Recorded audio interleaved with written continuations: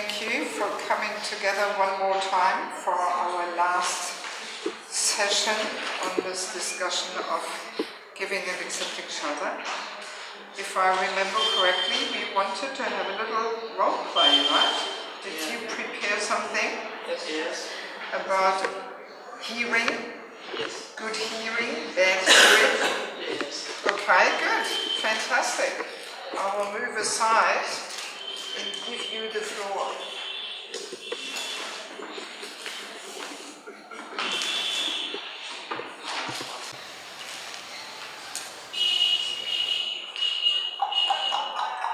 Yes.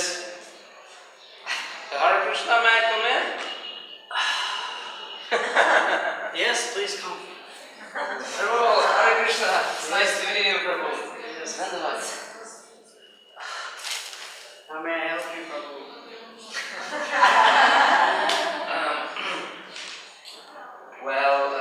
Prabhu, I have some questions that I need to ask and they are very important. Is it possible to hear them right now? Yes, Prabhu, you need something. Yes, I would like to ask some questions. Okay.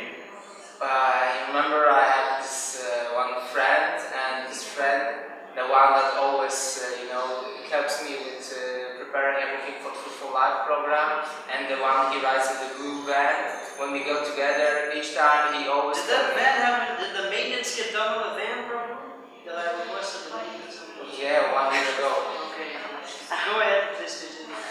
But it's not about the van actually, more covers the devotee. So each time, when we go to the program for life, he tells me that I don't dress properly, but I'm telling him if I put my Vaishnava clothes, then I will get very dirty and it will look very nice. And all the time, it's the same problem. I try to tell him that it's more important to what we do, never forget what we wear. And in this particular moment, I cannot wear. Yes, it's very important keeping your clothes clean. I agree with this.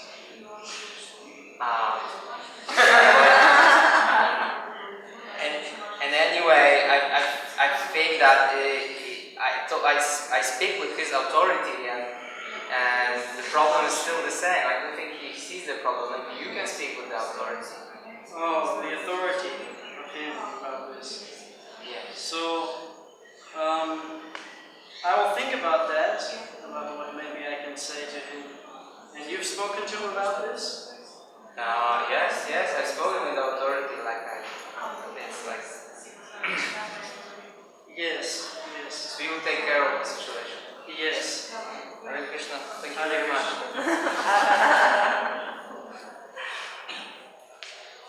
So now we have a different setup.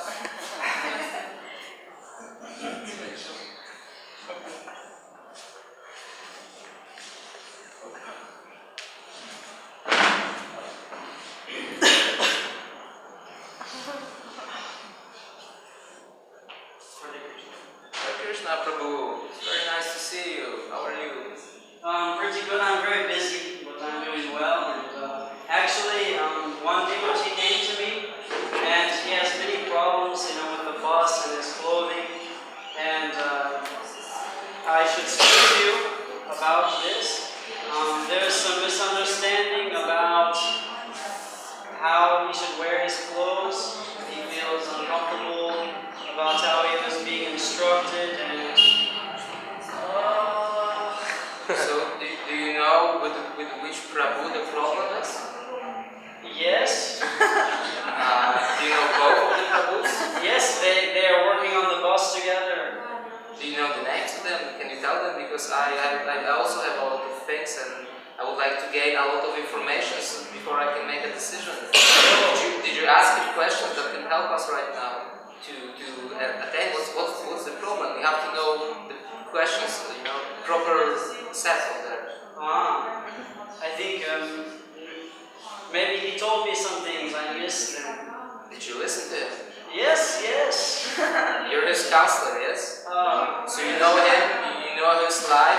Yes, very well. I said he's working on the bus, and what else?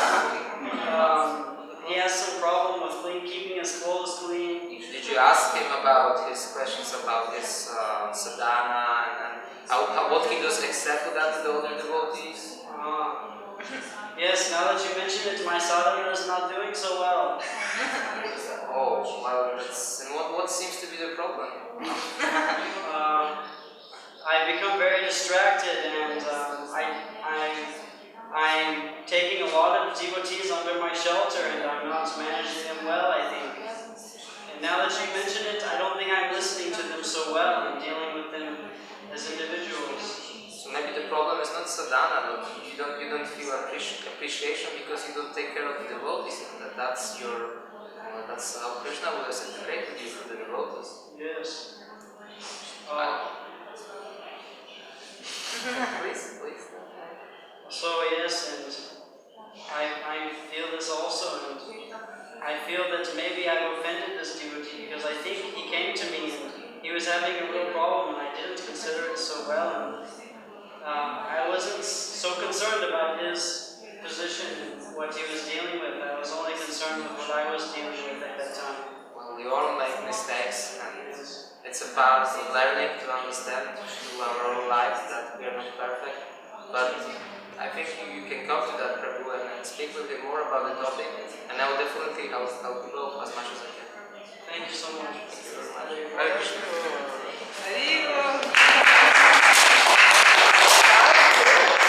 Explanation or something. I think it was all pretty clear. Maybe we just quickly recapitulate. How do you say recap? Recap. No, the full word. Recapitulate. No. To repeat. Recap is a short form. Review. Alright, let's do a review. Let's quickly review the main qualifications we have to have in order to be a good caregiver, without looking at the notes. What are the few main ones, really? The few really key qualifications. Mature and sober. Mature and sober. Well, I wouldn't have taken that one as a key one, but it is definitely an important one. We should take shelter also. Yes, first of all, we have to have shelter ourselves, right, in order to be able to give shelter. And what was, I would say there's two other main ones. Yes, to have the mood of self-sacrifice. Yeah, sacrificing himself for the upliftment of others, being really genuine and selfless caregiver. And yes, and the sadhana.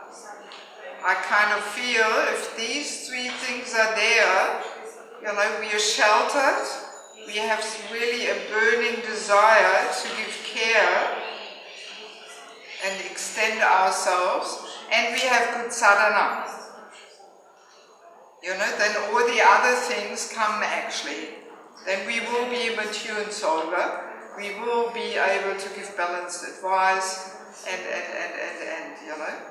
these three are kind of the key ones, isn't it? Is it okay to ask questions now? Yes, you can. I had one maybe question, maybe character of a person like that. So he should not be attached to what he's doing and to his students. He may allow his students to go to a different counselor and leave him. Yes. Yes, why not? If he feels more sheltered and inspired there, yes, why not? So it's his service, it's his servanthood, it's not my people.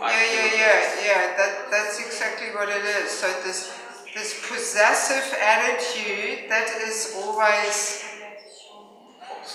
it is always for its ego and not unwanted. So if a person feels more happy in another group with another counselor, why not? Definitely. Yes. And I mean, the councillors can discuss it.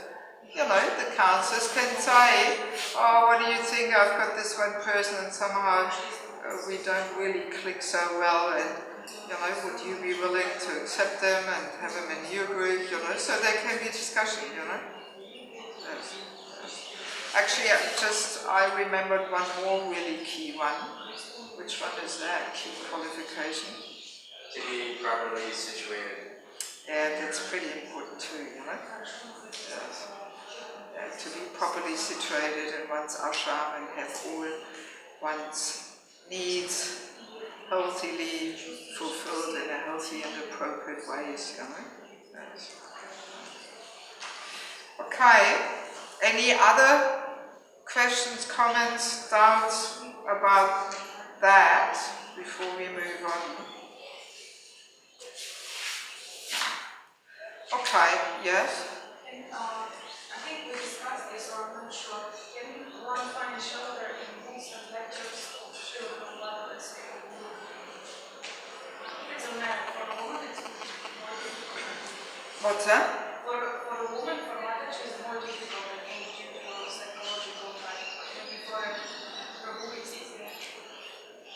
No, I wouldn't really necessarily make those distinctions. No, I mean, definitely there is shelter, you know, in lectures, and what else did you say? Lectures? Books. Definitely, but we still need that alive person, because the books and the lectures are not going to tap on our shoulders, you know, and say, hey, you haven't been to Mongaladi for a whole month, you know, or whatever, you know. So the alive person has to be there, has to be there. I mean, that discussion often also comes up, you know, like for those who were at the Holy Name Retreat, you remember we were discussing where to get this Seva Bar from, and we needed from the alive person, whatever, you know, Guru or Sadhu carry in their hearts will affect our heart. So in that discussion, very often the question comes up, well, but what about Prabhupada's books? You know, people just join and start practicing Krishna consciousness through Prabhupada's books. Yes, in very rare cases, people are just chanting and everything. But this could also come about because of previous practice. You know, we don't know. Sometimes it's like that, you know, that the consciousness is just covered over, and then the person, you know, gets a book, and then immediately that establishes him where he left off in previous life. But as a rule, even Prabhupada's books, they require a person to help us understand them. Right? Yes, yes. And many devotees share that experience. They read books and they read Bhagavad Gita and they actually cannot understand anything. You know, and then only through the association of devotees and you know, hearing from a more experienced devotee how to understand, how to apply, you know. So books, of course, there is shelter and nourishment there, but still it does not replace the alive person. Yes. Well, actually, it says in Prabhupada's books exactly that. And Prabhupada also compared, he said that the checks and balances in Krishna consciousness, Guru, Sadhu, and Shastra. Yes, very true. Yes, there we have it again. Guru, Sadhu, Shastra. You know, it's not only Shastra, it's not only Guru, it's not only Sadhu, it's the three together. You know? Yes, very true, thank you. Yes. Okay, so maybe now we will move on to the etiquette. You know, who is giving shelter to whom? So basically, first of all, there is the topic of genders there. As a rule, we can say men give shelter to men, women give shelter to women. Right? So, and then the other aspect is there that usually we tend to stay within our own ashram. You know, that brahmacharis, they naturally are turning towards a brahmachari counselor. Grihastas towards grihasta counselors. Renunciates towards renounced counselors. Counselors in the renounced order. So this is very natural because of, grihasta, well, unless he's been a strong brahmachari, but nevertheless, grihasta mood is a different mindset. So, for a brahmachari to take shelter of a grihasta can be there also. If he has been a strong brahmachari, and for many years, and he knows all the ins and outs of brahmachari life, then maybe, but very often it's natural that they have a brahmachari counselor. And similar there with grihastas. Of course, there can be also a renunciate very prominent in their life, but nevertheless with typical grihasta questions of, how to control the senses, this and that. Often it is just a little awkward to reveal your mind there to a sannyasi, for example. So it can be additionally, there can be a sannyasi there, for a grihasta couple, but really, because, for example, a counselor involves also quite a lot of practical aspects of life. Like, for example, if one is in the hospital, so then the counselor also makes sure the person gets some prasadam, the care he needs, whatever, or if there's some problem with the parents of a young bhakta or something, so then the counselor also, is ready to visit the parents and talk to them and make friends with them. And so it's quite an involved relationship. And naturally, a sannyasi or something is just not always available, and you might not want to get involved in all different aspects of a person's life. So that's why, as a rule, we mainly stick to our ashram, So one little, exception we could say is, for example, brahmacharinis, single ladies. They're usually meant to take shelter of a grihasta couple because they're meant to be encouraged, if they're young anyway, to move towards getting married. Right? Because it is, for most women, the most natural situation, at least for some period of their life. Let's leave it up to Krishna for how long. But for some period of their life, it seems of great importance actually that a woman spends some time in family life. I mentioned it already, because in family life, for a woman it is the easiest and most immediate way to learn how to be selfless servant by serving husband and children. It's indeed like that. So, and that's why single ladies usually are meant to take shelter of a grihasta couple, and they're very important that the wife is the main counselor. The lady should think, such and such Mataji, she is my counselor, and alright, she also has a husband there,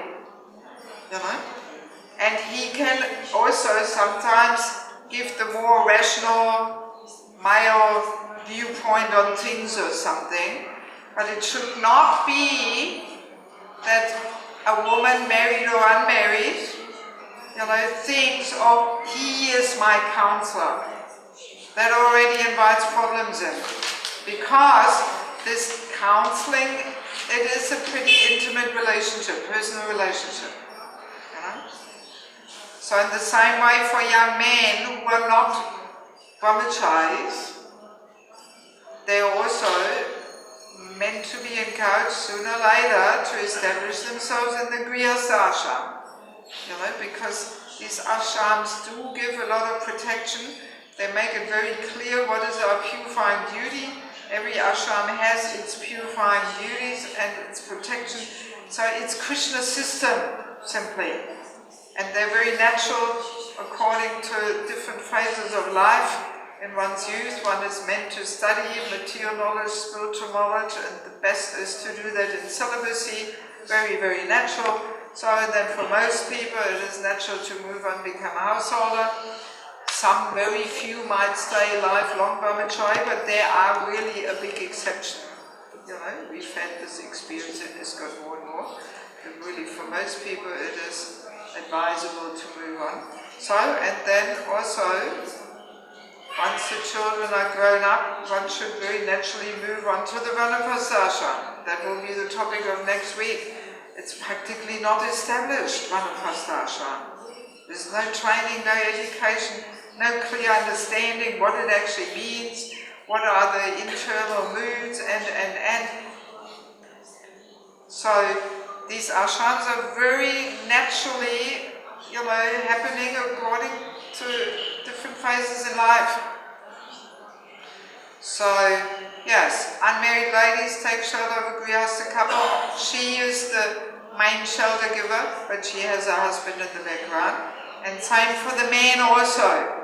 He is the main shelter giver, but he also has a wife, and she might sometimes give some motherly, view on things and a bit of female energy there or something, to have it more balanced and so on.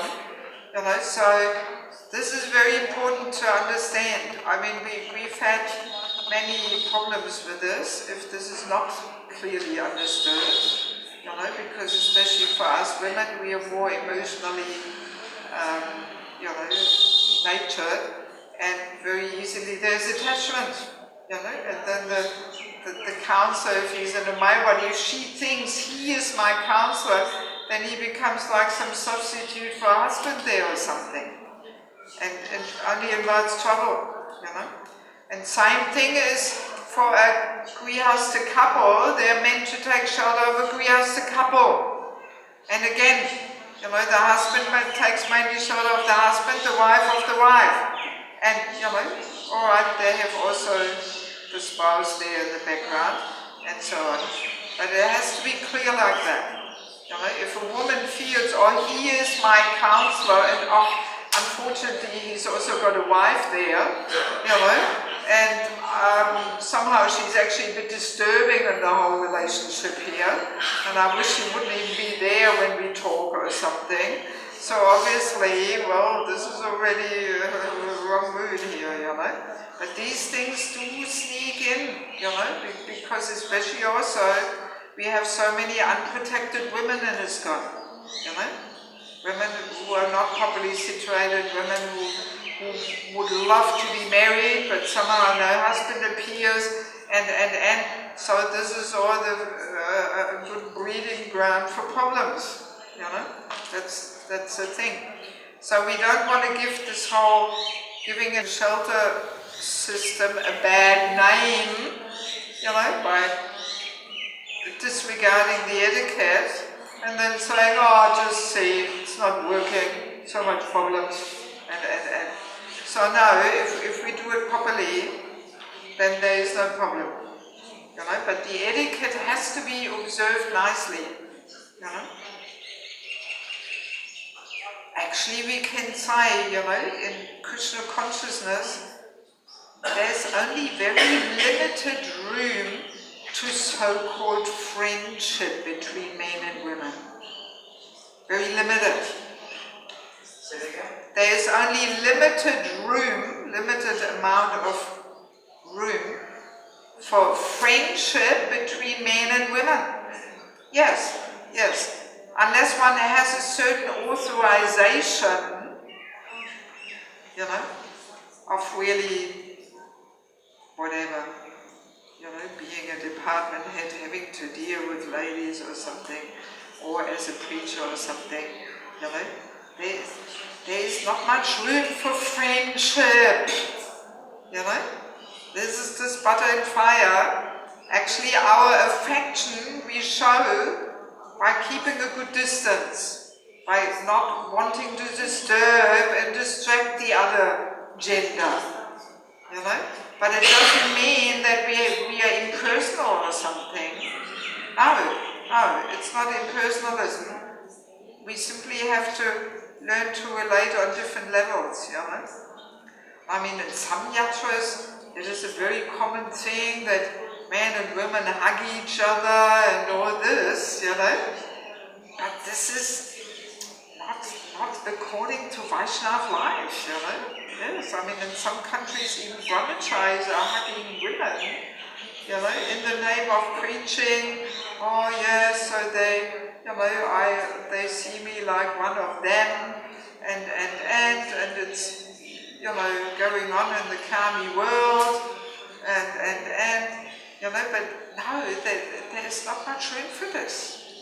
No, it's not. We have to be clear on it. Actually, it is really subtle sex life. Definitely. All this hugging business and stuff. You know, we are enjoying on the subtle platform the company of the other gender. You know, and the attention there. And we are inviting trouble. You know, spiritual culture is all about cooling down this fever of lust and man-woman attraction and again, Vaishnava etiquette protects us. It's Krishna's system, how to protect us from getting ourselves into trouble. And we can see, you know, so many marriage breakups, fall downs, husband runs off with a wife's best friend or whatever it may be. It usually always starts with, you know, disregarding the etiquette. That's how it starts.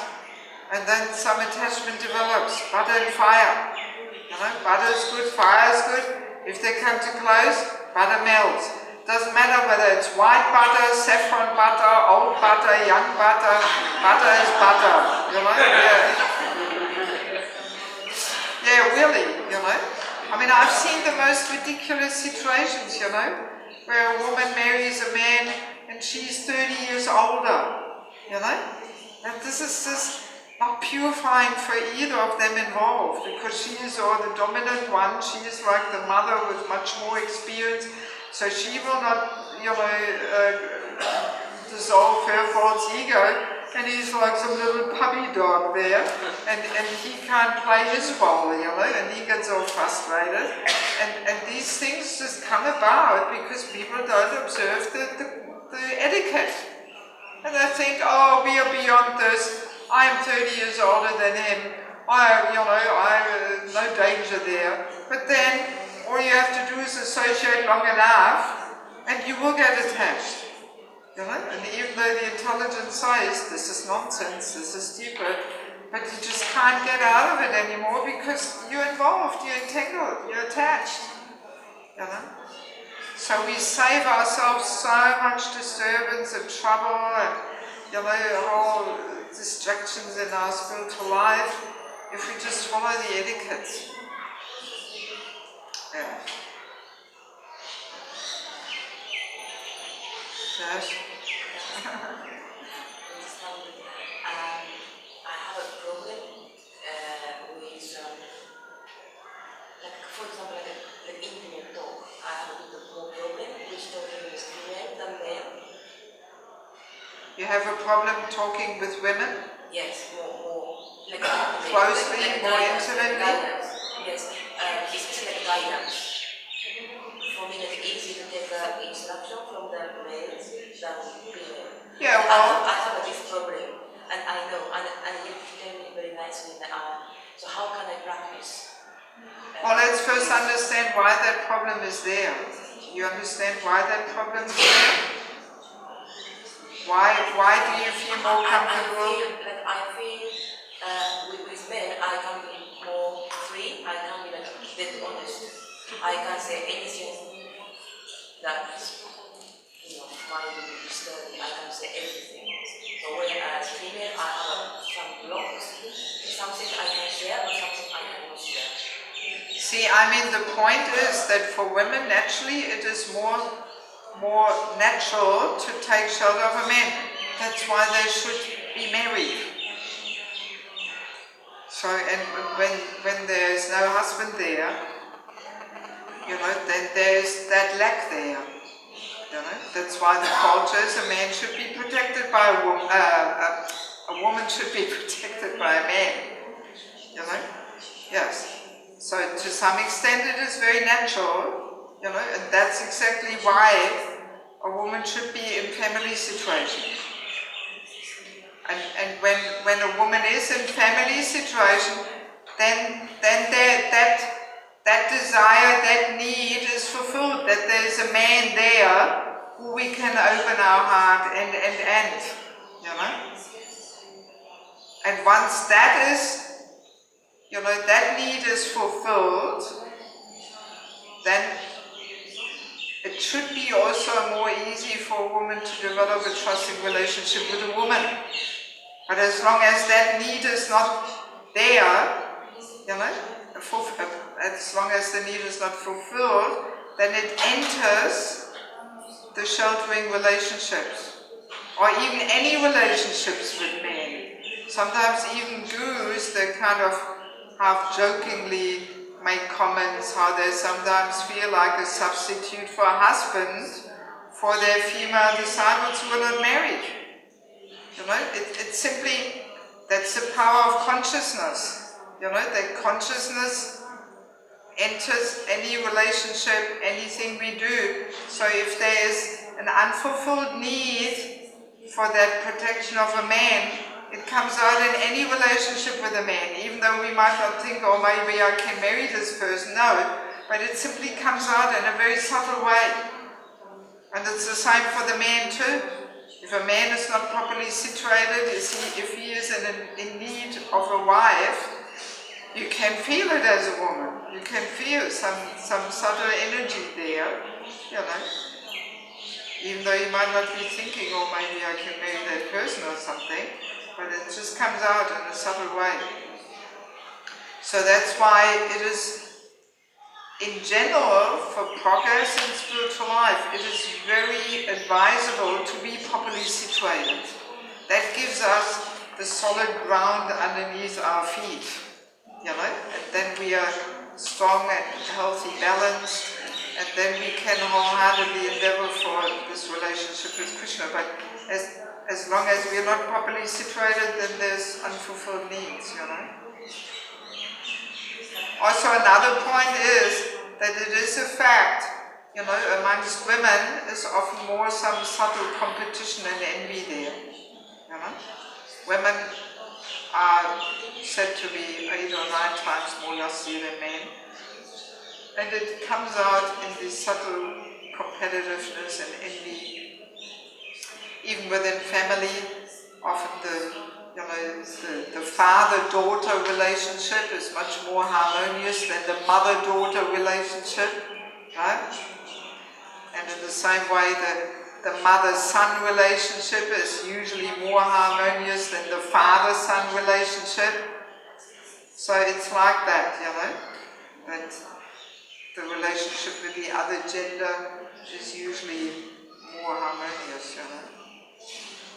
So, but that should not, you know, be a reason that we cannot develop trusting relationships with women. We simply have to look for women who are in that mood of selflessly, you know, reaching out and sacrificing themselves and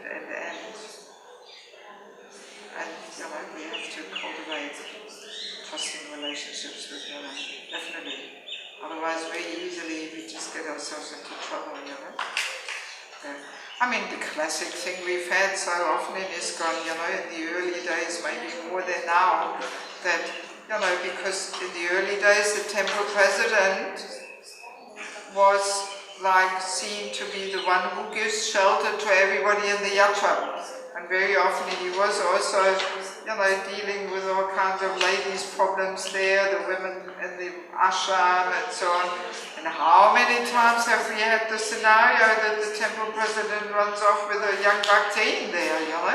Even though he might be married and have a couple of kids or something, you know? But just because of that, you know, butterfly principle, you know, because we will discuss this in a week in the man and woman and spiritual culture, how much it is indeed man's nature of wanting to give shelter to women.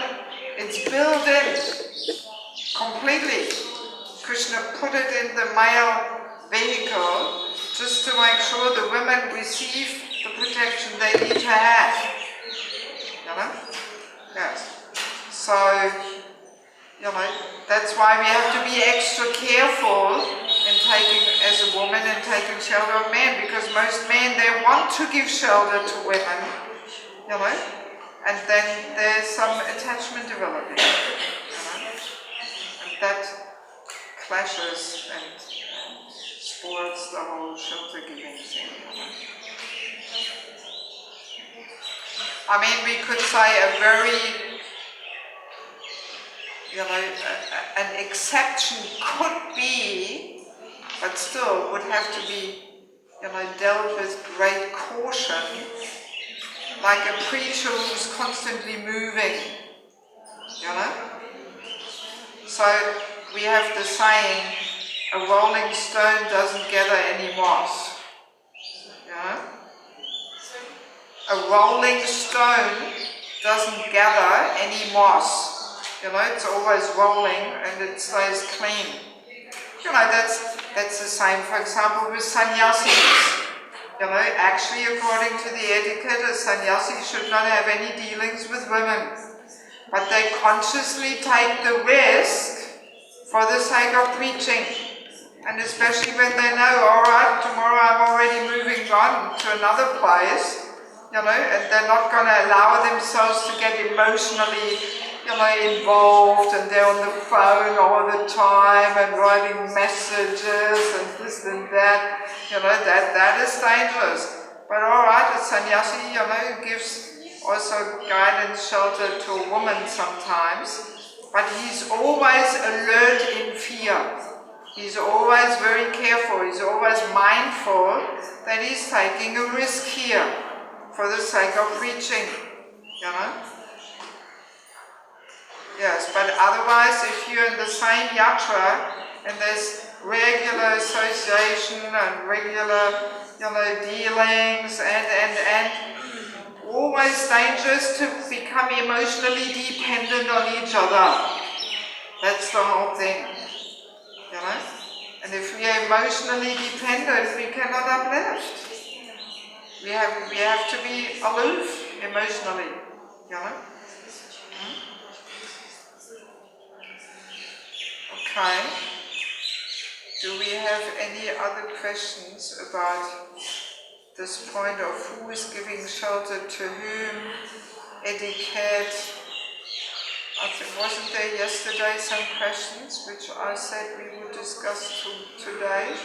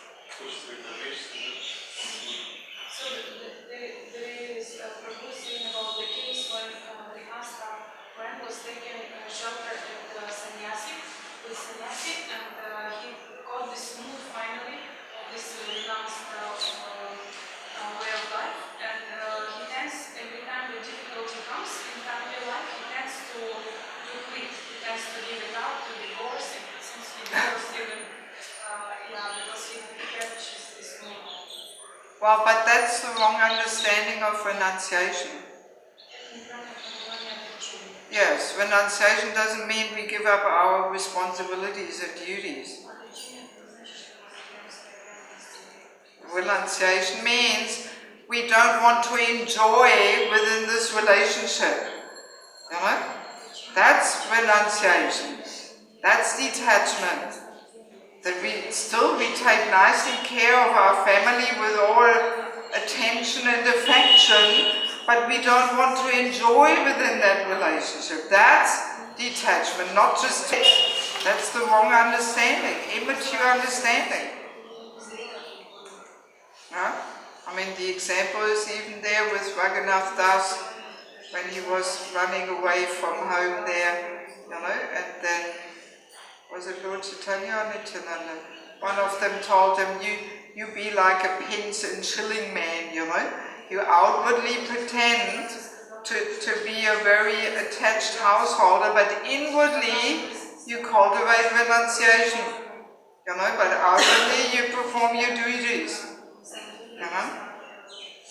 So, and then sooner or later the time comes when the children are grown up and when the business is handed over to the oldest son or whatever, so then we can move on, but we have to do our duties.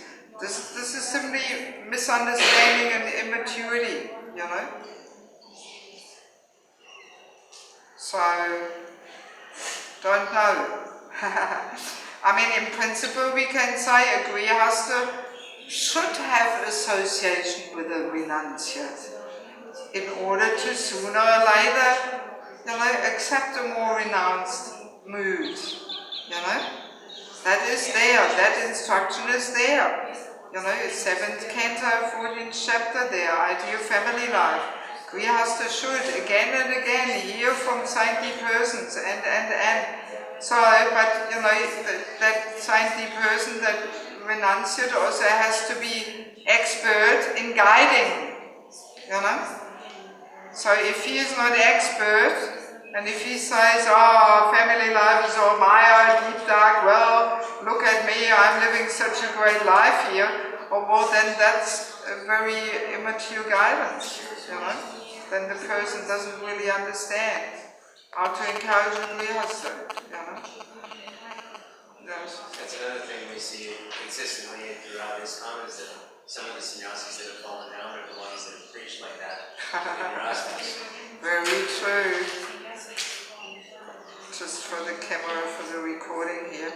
Yes, the comment was, in the past we've seen that those sannyasis who fell down, they were preaching very strongly how grihastha life is all Maya. And so that's the thing, attachment, attraction and repulsion are just the two sides of the same coin. If we are too much averse towards something, it's also a sign of a certain attachment. If we are above it, then we are neutral. Alright, if Krishna wants, I can get married, and if not, I'll don't get married. So then we are above it, but if we are, no, never get married, that usually means there's some attraction there. We're just trying to, artificially protect ourselves or something, Yes. Yeah, I mean, that there has been so much misunderstanding even about the grihastha ashram, Because in material life and its culture, family life is always sense gratification and romance but in spiritual life, it is something completely different. It is meant for purification. It is meant to practice on each other to become selfless servant. It is meant to subdue our false ego for the women, and the husband also. Both are cultivating selflessness. Actually, I've seen men and women changing a lot when they get married, because then they have to care for some other living entities there, and they have to give up this self-centeredness. That's the lesson we learn in grihastha life. So it just takes time for people and for whole ISKCON to mature and get to deeper levels of understanding. Okay, any other points about this etiquette thing?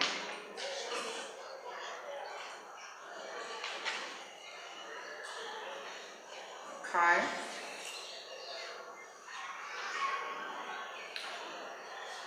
Yes. What do we do now? We could just, if that is of some little interest to you, we could just discuss more the principle of a sheltering system, right? Especially maybe also how to actually start a system. I mean, as we were already mentioning before, informally, this is going on for many devotees. Many devotees intuitively, they seek sheltering relationships. They are eager for this, and it is going on in their life. And in the same way, many more mature devotees, they seek to reach out and to share whatever they received in their spiritual life, and to give shelter and inspiration and encouragement to others. But understanding how much we are conditioned by materialistic background and programming, and how with that kind of luggage it is not so natural to give and accept shelter. So it makes it clear that a little bit of a system and structure is helpful. And I mean, we have the same thing for accepting a Diksha Guru, right? It is also a natural thing to accept a Diksha Guru in spiritual practice. But nevertheless, just to make sure everybody is caught up in this net there, we have systems and structures. We have some system how to authorize Diksha Gurus, we have some system how to, the devotees qualify to accept Guru, and there's tests, and so many things, so there's a whole system there. And similarly, I mean, I pray for the day when this is also recognized and properly put into place, that this understanding is there. A Diksha Guru is not enough. Everybody actually is advised to also have a mentor. Would be good if this would be really more, established. So, but many people, they're traumatized when they hear, oh, system, we are forced to do something, and it's only formality, and many people immediately, they block off when they hear, oh no, not another system, yes. And then they might have had some experiences that there was a problem, and oh no, this system doesn't work, especially not in the Western world, or people have this prejudice, or this system only works in a yacha where everybody has one guru, which is also not true. I mean, Ukraine, there's so many gurus, there's not one guru, there's so many, there's so many devotees, and so many gurus there, and still, it is going on, so, because it is the most natural thing, as we discussed over the last 4 days. So, but in any case, if we consider to start a system, the way to begin it is on the top level. We first of all identify in a yacha the possible caregivers. Who could be a possible counselor, according to the whole list here, well established in their ashram, and so who is a possible candidate for this? And then they meet regularly. They develop their relationships by once a week or once every 2 weeks, regularly meeting, just in a sadhu sangha program, just reading something together. One person prepares some little presentation on something, some discussion, some chanting, kirtan, japa together, whatever, no management, nothing, just meeting on the basis of Shravanam Kirtanam. Establishing equal relationships, hearing from each other, Actually, I just remember, Mataji, yesterday, Sri Prabhu asked me that the children should not be unsupervised in the garden. Yes, because Yeah, I'm sorry. Can't you keep him busy here somehow, that he plays with something? He wanted to chanting, so I went upstairs to chanting. I will make him he can chant here. Yes, you can chant here. If he doesn't chant too loud or something. So the possible caregivers, they develop their relationships first. And that can go for 6 or 12 months or something. So because as we said, we don't want these independent leaders and political parties and all that. So that's how we start, that they meet regularly, that they really develop trusting, affectionate, confidential relationships, that they have this common goal. Let us reach out to all our devotees and our yatra and care for them and extend ourselves and uplift them and nourish them. That has to be really their common spirit, right? So, and then, once that is well established, the relationships are good and harmonious and people work together and so then they can accept their counselees, And then we have these 2 levels of meetings, that each counselor meets with their group, but at the same time, the meeting of the counselor still continues. That, for example, the counselor meets with his counselees once a week, and the meeting of the counselors is every 2 weeks. Like that. And, hang on, and the meeting with the counselor and his counselees and the counselors, they are of very similar nature.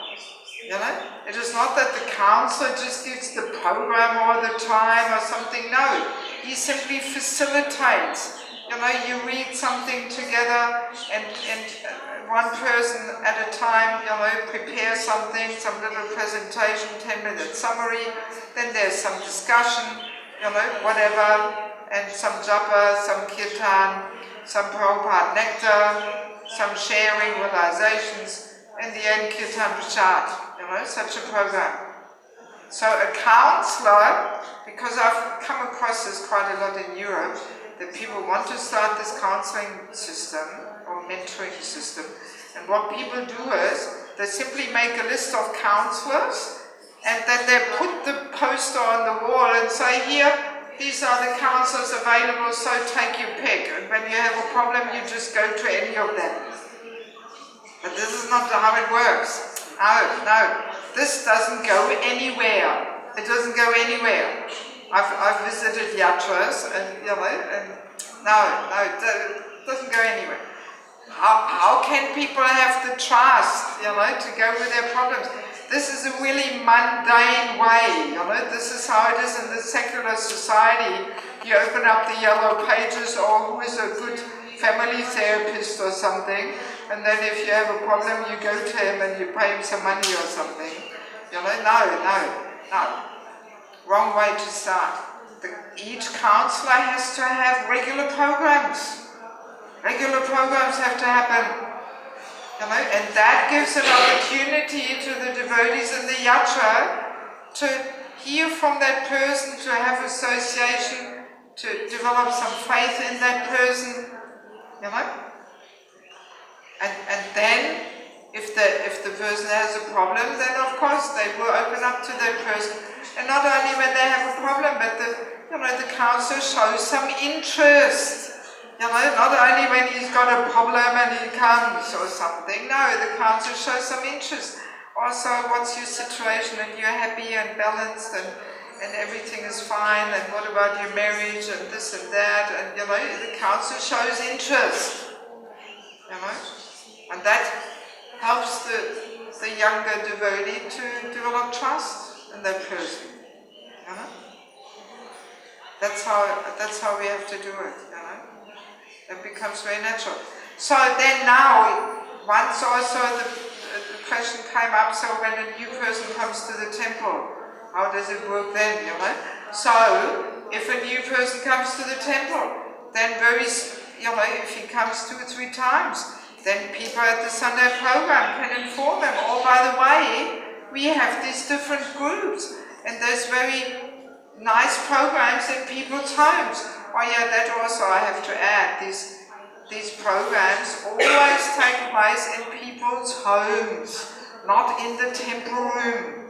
You know, because the temple room always has an atmosphere of being more public and formal, and even these kind of programs, when I visit different yatras, I never like to do them in the temple room. You know, I usually always want a room which is just big enough to squeeze everybody in. You know, and that creates a very trusting and personal atmosphere.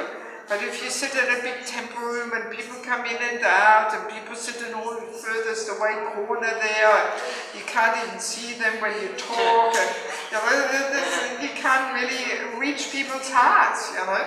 Yes. You know. So same thing. These programs, even amongst the counselors, they usually happen in the different homes of the counselors. They take turns. Of course, some people might not have a big enough room to host people or something. All right, then somebody else is, you know, eager to host people. But that creates a whole different atmosphere when you're in a person's house, you know, or home. So, and then when people come to the Sunday program, we can immediately inform them. Because, I mean, in big yatras, people can feel really lost. You know, Kiev Sunday program, I mean, they get 800, 1,000 people coming there. You know, it's just the local, it's no Hindus or something. It's just local Ukrainian, Russian people. You know, so if you're a newcomer there and you don't know anybody, you can rather feel lost there, you know. So they have a whole system that after the Sunday program, people, you know, spot all the newcomers. Even at the end, they get a gift given. They get, you know, oh, we have new people, Kijai, thank you for coming, and they get a little book. You know, they're welcomed specially and made feel appreciated. So, and then after the Sunday program, people talk to all the new people, especially, you know, make friends with them, and then they tell them, yes, we have these programs Saturday in this house, Friday in that house, so why don't you come along, check it out, you know? And then a new person can visit this program a few times, that program a few times, you know, and then they see who they fit in the best, who they like the best, and at the same time they make friends with the other people in that group, you know, and then immediately they're a little trained. You know, somebody visits them at home, shows them how to set up an altar and offer the food, and you know, all in a personal group, you know. And if that's not there, people can come to the Sunday program for 10 years and they never make any proper friends there, and they're just shy and sit around, and you know, and they don't even learn the basics, you know, of how to offer you food or something, you know. Yeah, so very good system to really catch everybody there in the net of care, you know. And I mean, in Chaupadi, it's so developed that if somebody, you know, doesn't show up, you know, 3 or 4 days or something, then immediately people ring, you know, and you can hardly even bloop, you know. Because somebody immediately will ring you, you know? Yes. They immediately notice, oh, that person hasn't been around for a while, and oh, that person is sick, this, that, you know? But in yatras, where this is not there, I've heard devotees complaining. They say, oh God, I had this and this happening, and I had some little conflict, and I didn't come anymore, and nobody even asked where I am. Not a single person showed some interest. You know, these things I get to hear from people. Not a single person. People say, I've been serving for 10 years, and then for some reason I gave up my service. Not a single person asked, oh, what's happening? Where are you? Can I do anything for you? You know, not a single person. I mean, that's such a poor sign, you know. It really is. It really is. Now, one little comment about the Mayapur community. I mean, I've been meditating about this for many years, that this is really what actually Mayapur needs. And the great thing is that this system has the power to build the bridges between all different nationalities on the top level, right? Because to some extent it is very natural that Russian devotees take shelter of Russians, Bengalis of Bengalis, South Americans of South Americans, and that's natural because we carry the same luggage around, you know, the same conditioning. So we will feel more comfortable with somebody who carries a similar luggage than we do, you know. So, but then, if all the counselors develop their relationships, you know, or the Bengali counselors, the Russian counselors, South American counselors, if they get together and develop their relationships, you know, then the young devotees see, oh, my counselor has such nice relationships with the Bengalis and the South Americans and whoever not, you know, that builds the bridges. So if the bridges are built on the top, if there's harmony and cooperation on the top level, then that will filter down. But if there's no harmony and cooperation on the top level, then you get all these different sections and camps and so on, you know. So that's why, you know, this would be just such a great idea for a big community like Mayapur, you know, because I mean, not that I want to criticize in any way, but I found out Mayapur, I love Mayapur, it's like my home. Nowhere else I'm staying, you know, for 2.5 months, the whole year, than in Mayapur. But there was some, you know, inquiry, some research, you know, some MCS members were knocking on people's doors, and there is such thing as loneliness in Mayapur. Yes. People sit in their homes, they feel lonely, they feel not connected somehow, you know. Haribol relationships, we talked about it, you know, and that's the thing. Unless we cultivate this giving and accepting shelter, we will feel lonely, very clear, you know. This giving and accepting shelter is what makes the relationships more deep and meaningful, you know. But if that's not there, we have the feeling nobody really cares about us. Nobody's really interested in my spiritual development and me as a struggling sadhaka, you know. Everybody's only interested in what service I can offer or what feast I can sponsor or something. But nobody really has a deep concern and interest about my spiritual development. And that makes us feel lonely. That makes us feel like, oh, nobody cares, you know. Yes. Yes. How can I encourage somebody to take a shelter? Sorry? How can I encourage somebody to take a shelter if that person is like very lonely or mental issues or physical issues, but that person just stay at home, doesn't seek for help? How can I encourage such a person? I mean, see, even if we are not a so-called authorized counselor or something, so we can just try and reach out, you know. It's actually a certain mindset, you know, it's a certain mindset to always look, where is a devotee who I can give something to, who I can give some encouragement.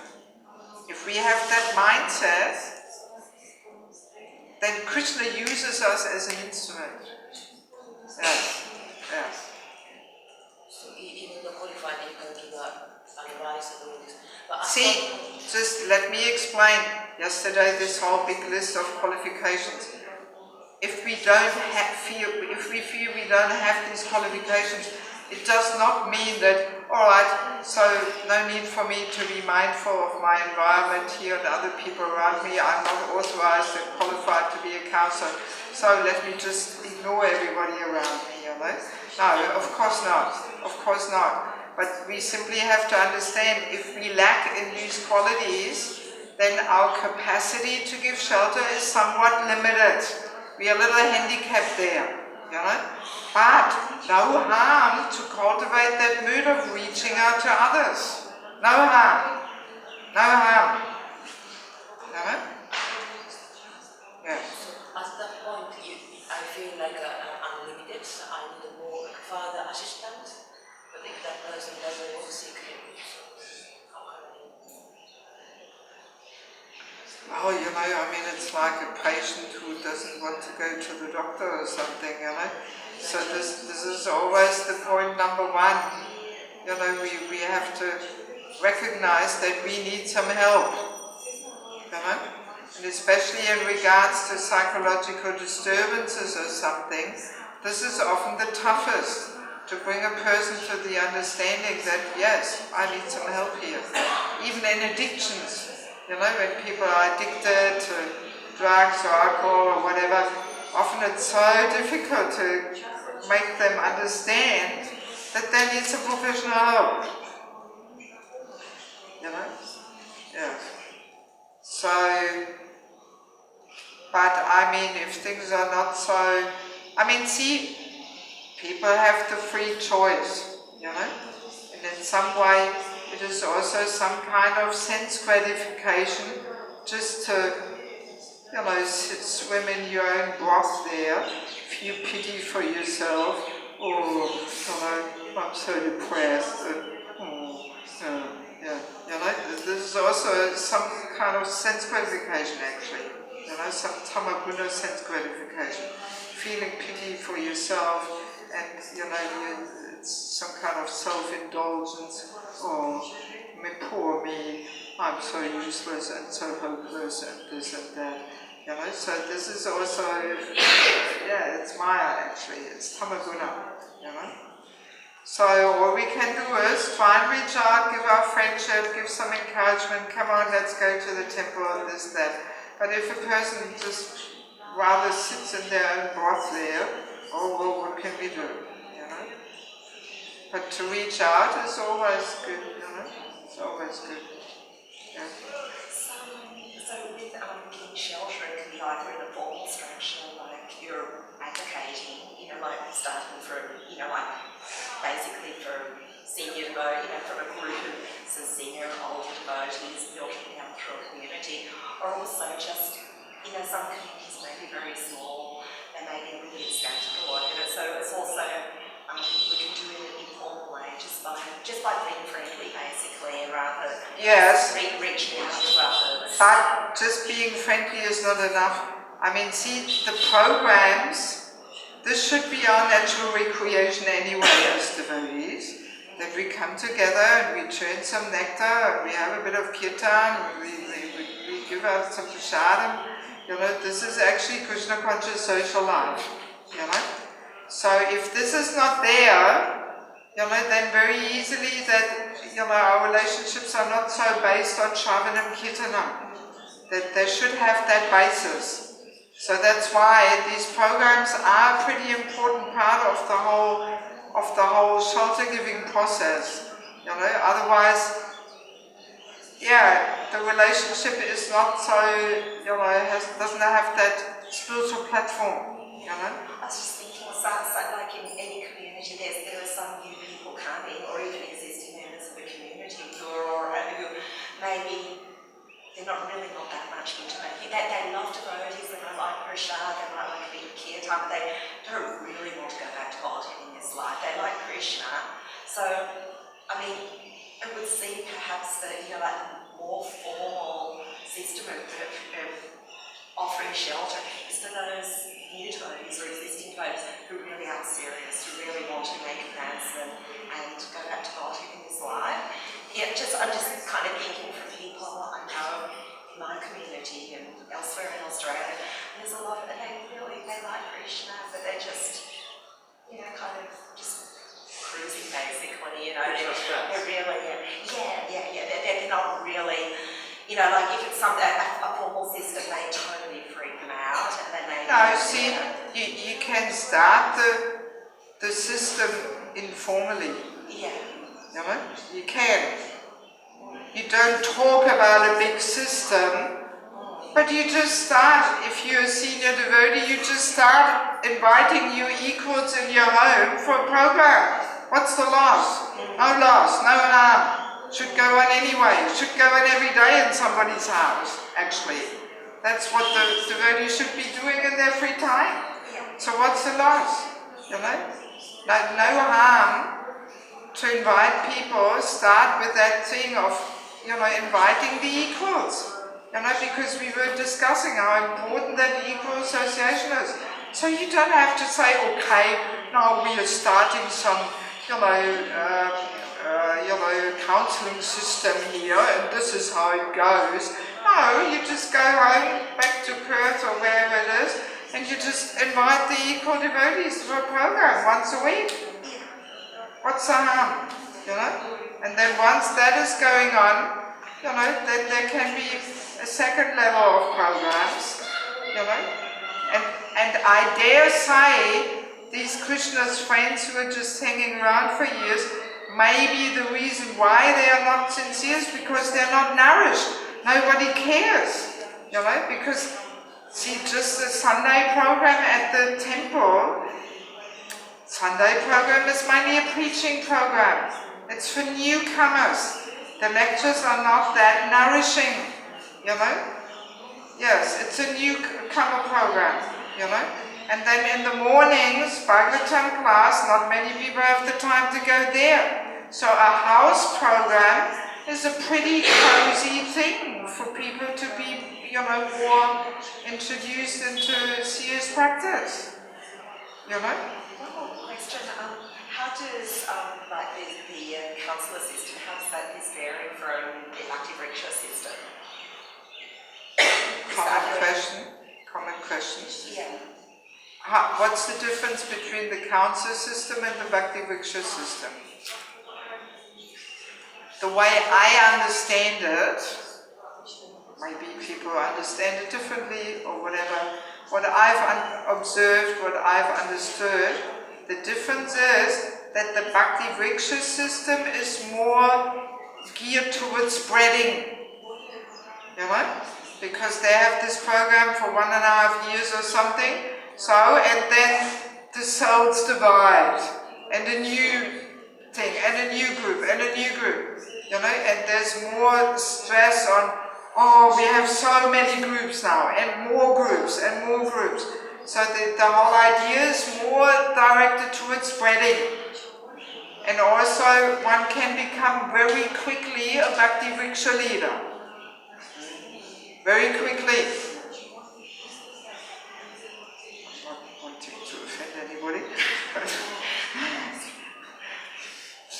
Yeah, well, basically after 1.5 years, not hours. Not that quick. 1.5 years you go through the whole program there, and you know, if you're a little clever and you have some leadership qualities, you can become a leader. And yeah, well, I have observed a little bit that it easily attracts people who want to become leaders. Sorry to say, it's just my humble observation, you know. But the council system is really geared towards boiling the milk. There is no spreading and this and that. Of course, you know, if the groups get too big, they also have to divide, you know, but it is not the main focus, you know.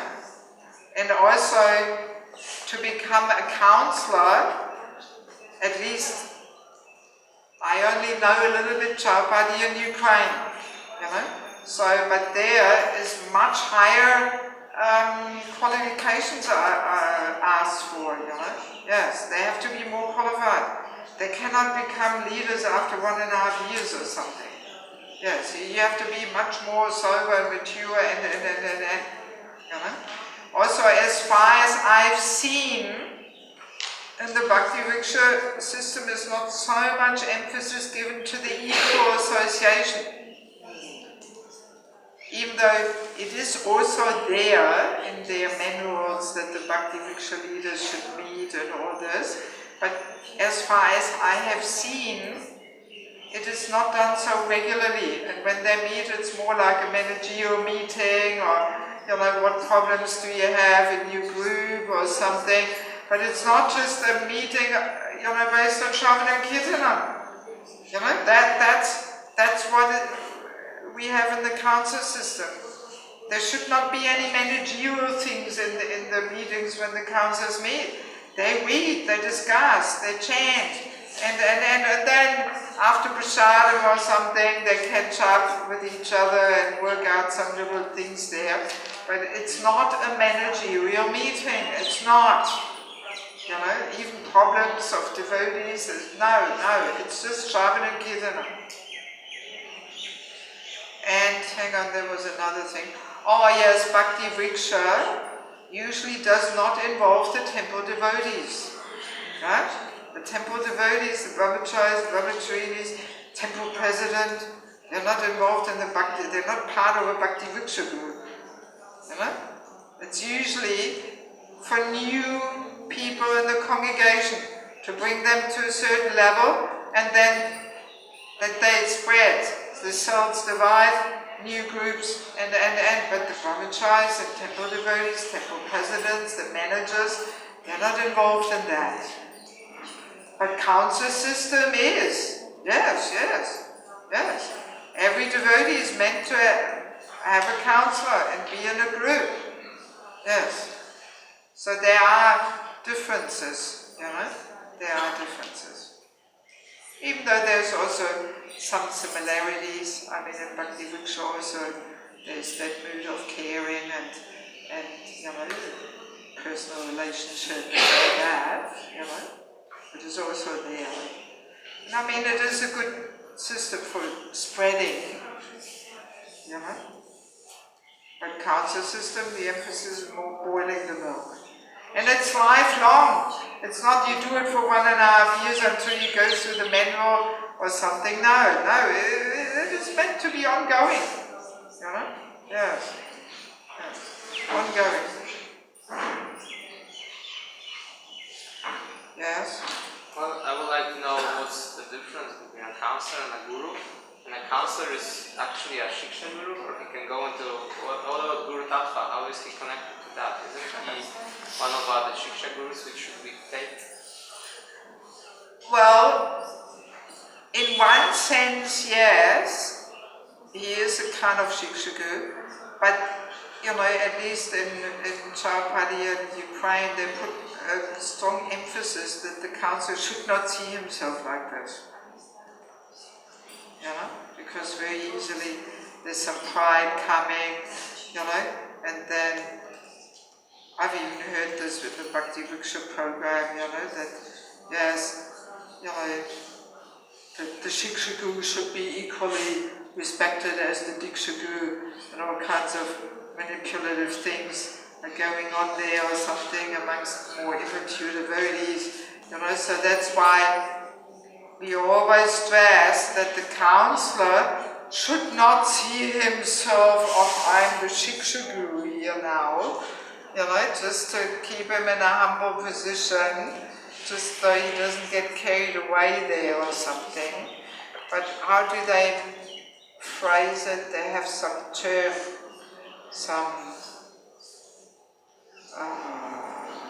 can't remember, some servant, friend, this, that, confidential.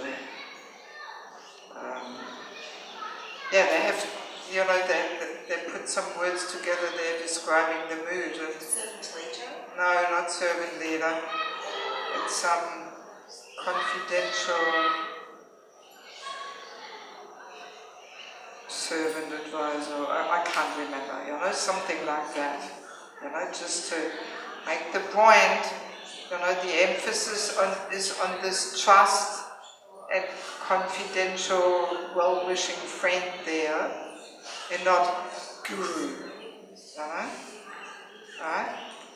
But of course, see, in any, you can say, any devotee who seriously, sheds his blood there to train us, even a Sankirtan leader or a department head or something, he actually is, in one sense, a kind of shikshagu.